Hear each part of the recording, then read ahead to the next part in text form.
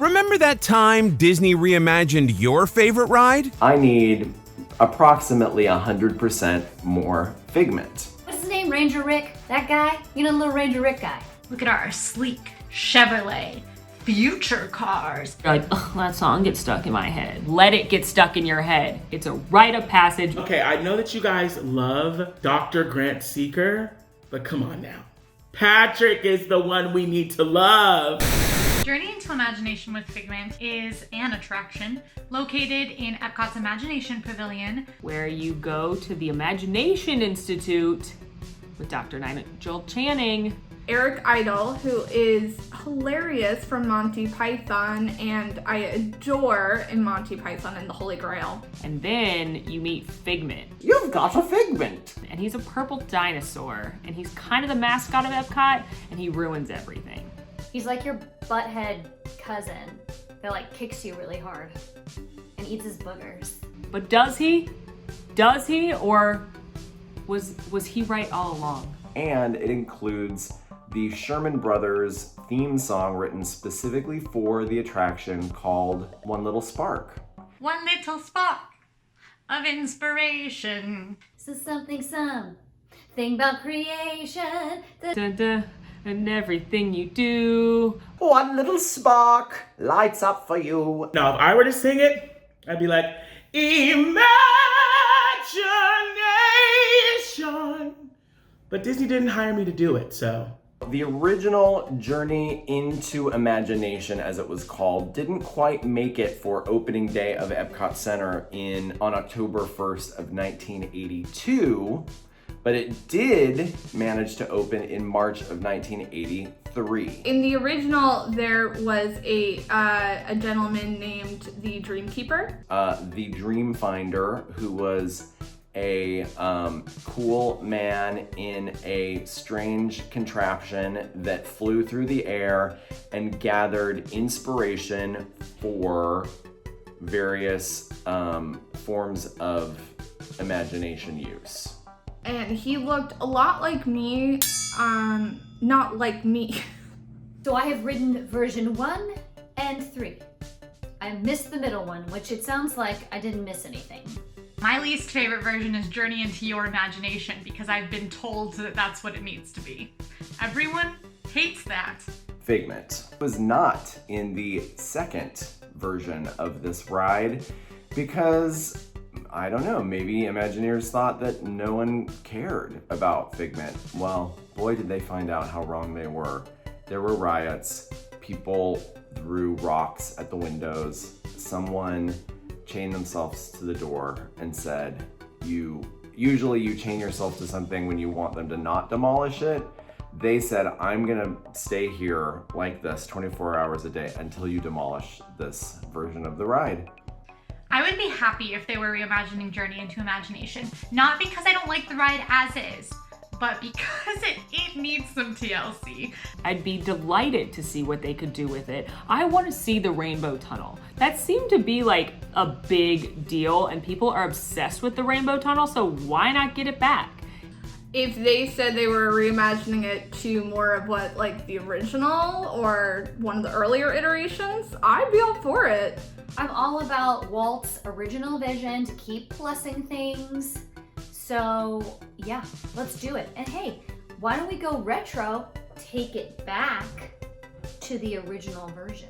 All they have to do is use their imaginations and come up with fun, cool ways to bring a modern representation of imagination to the world. And of course, modern interpretation of how to bring Figment to the world and make him even more featured this time, if that's even possible. It is. Just make the whole ride a Figment ride, okay? Everybody's asking for it. Figment, the ride, ... Imagine that. My imagination!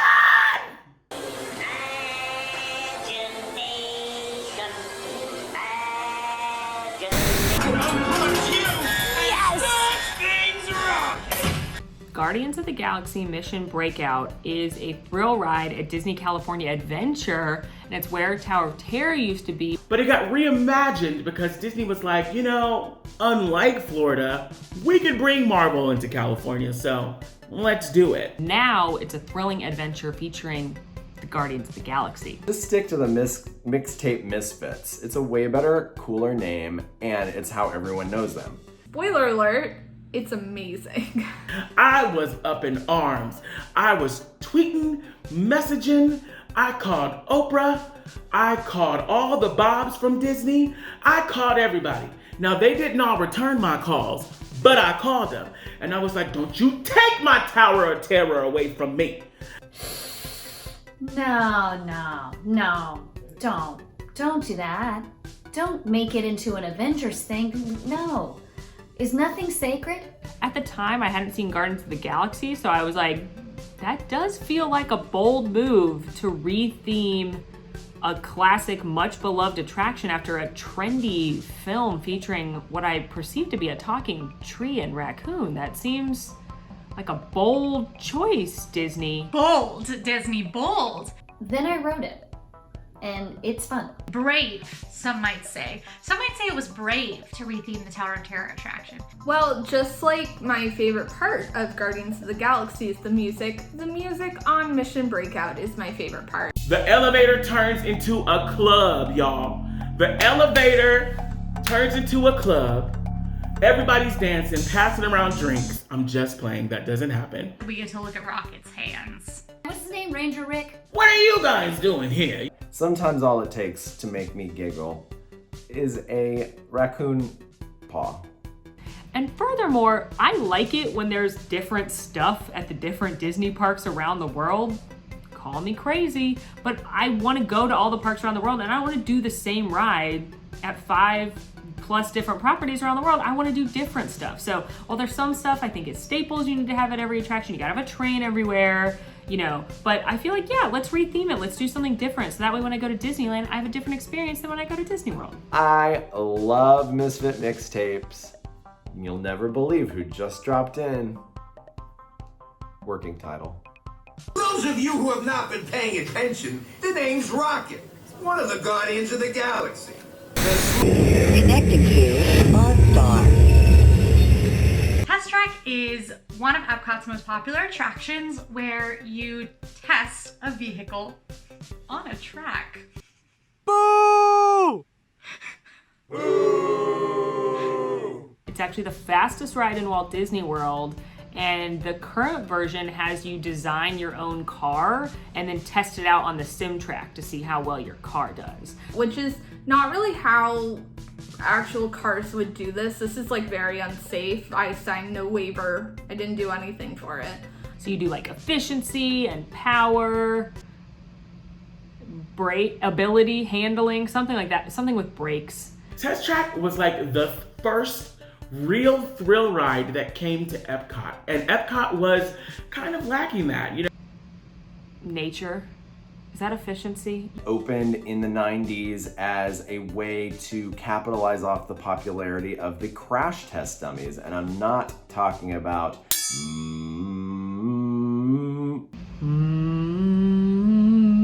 I'm talking about the characters that were in the weird PSA videos. The thing I remember most is the room where you heated up and cooled down. That was like the whole reason I rode that ride. I got to be a crash test dummy, and there was very little that was cooler than that in the 1990s. I mean, we all love a good crash test dummy video, and we like to see them just whipping back and forth. What I remember the most about the original Test Track, because for whatever reason it was genuinely very scary, was when you were going through a dark room and then all of a sudden a truck kind of swerved in. I mean, like, it was fun to go 65 miles per hour or whatever and like your eyes tear up a little because you're going really fast, but it was more fun to get really cold and really hot within moments. I would be a-okay if they wanted to reimagine it. I kind of think it'd be fun. Like, I get the Tron thing. Look at our sleek Chevrolet future cars.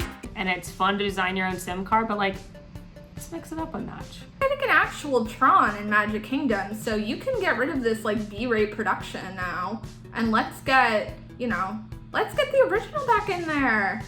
I don't think that's necessary. Do we need to do that? I don't think so. I think that it is one of the rides that you could reimagine without fault. Like, Test Track was good, and it is good now. And if they do it again, it'll probably be good. Let's make it Wreck-It Ralph themed. How about that? The addition of something IP to Test Track is something that I'd be okay with, even though I really love the way that it feels right now because it is so original Epcot feeling in its current theming. You could be like, oh, everybody, let's go on Test Track. Who are we gonna get? And then like, you could go in here with your friends. This is us. These are our friends, Buzz Lightyear and Lupin. And you could just be driving along, and you could like go through Ralph Breaks the Internet, and you could see different things. Like at one point, in Ralph Breaks the Internet, a shark comes out, and it like comes out of the drain, and you could go by a shark and be like, oh no, a shark, and then you could keep going, and then see, disaster happens. But it could be really fun, and everyone would like it. Now clear the track. Barrier test in progress. Ready for the barrier test. Check.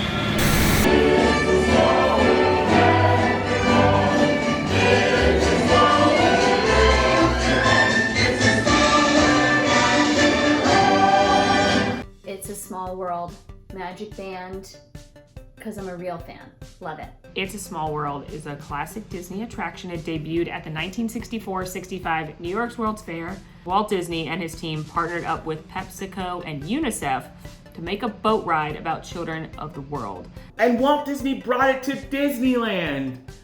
And it's been a classic ever since. I mean, you can't get on that ride and not smile. Everything that is good in the universe in the form of a boat ride. It is taking us through the entire world, showing us all of the children of the world and all of their cultures, and then we come together at the end. All this, you get the very earworm song of It's a Small World After All. The Sherman Brothers were at it again. It's a world of laughter, a world of tears. It's a world of hope and a world of fears. There's so much that we share that it's time we're aware it's a small world after all. It will drive you to at least partial madness.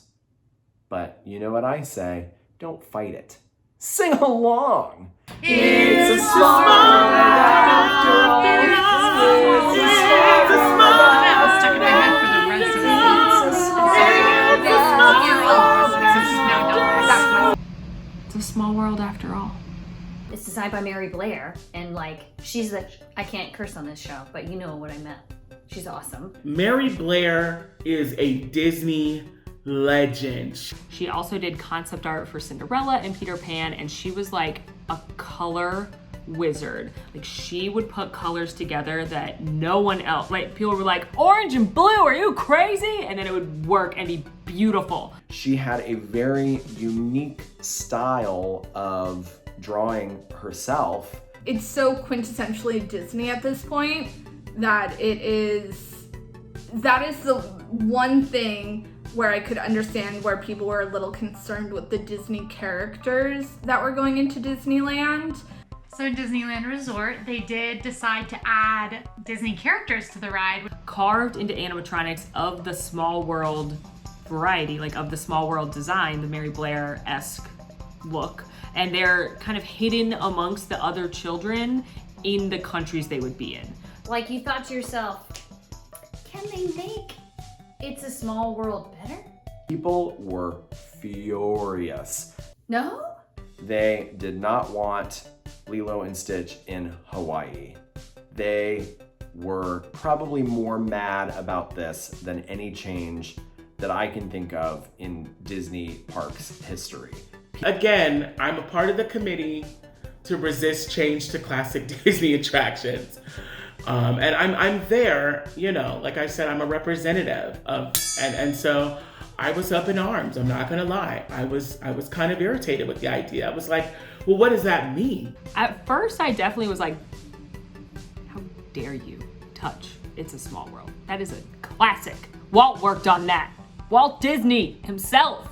I got it, and I got why people are upset. Then I wrote it, and I was so endearing, and I really enjoyed it, and it didn't take away from the classic feel of It's a Small World. If anything, it added it, and it made me enjoy an attraction I've loved forever, even just a little bit more. So I was sad, I was mad, and then I was happy.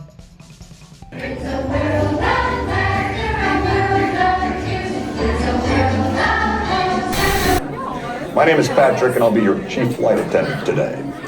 We'll begin boarding in a few minutes, but first I'd like to acquaint you with some important safety information. Soarin, I love that ride. Soarin' around the world. Oh, we're talking about Soarin' around the world. Ugh. Soarin' around the world is an attraction at Epcot that makes you feel like you're hand gliding over iconic places across the globe, such as Paris and Africa. Which is very dangerous in real life and would pose a lot of weather challenges. But this isn't real life, so it's perfect. Disney created this immersive, like giant screen that kind of bends and folds, and we get into these awesome like hang glider seats. Brought up on these, what is best described as not a pulley system, I don't know. It's very cool. Soarin' around the world used to be Soarin' over California, which was an opening day attraction at Disney's California Adventure. It was a sleeper hit. I think Disney was shocked by how popular it was. People went nuts for Soarin', originally called Soarin' over California.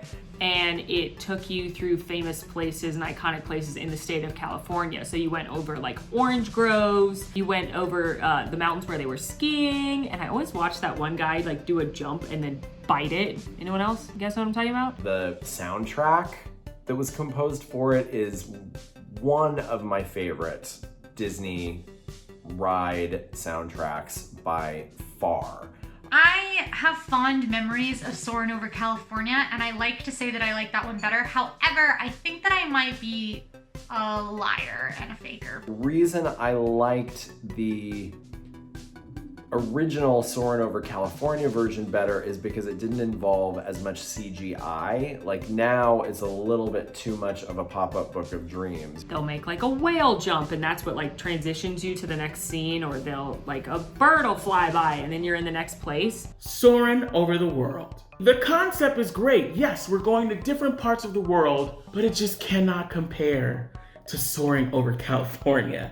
It just can't. The smells!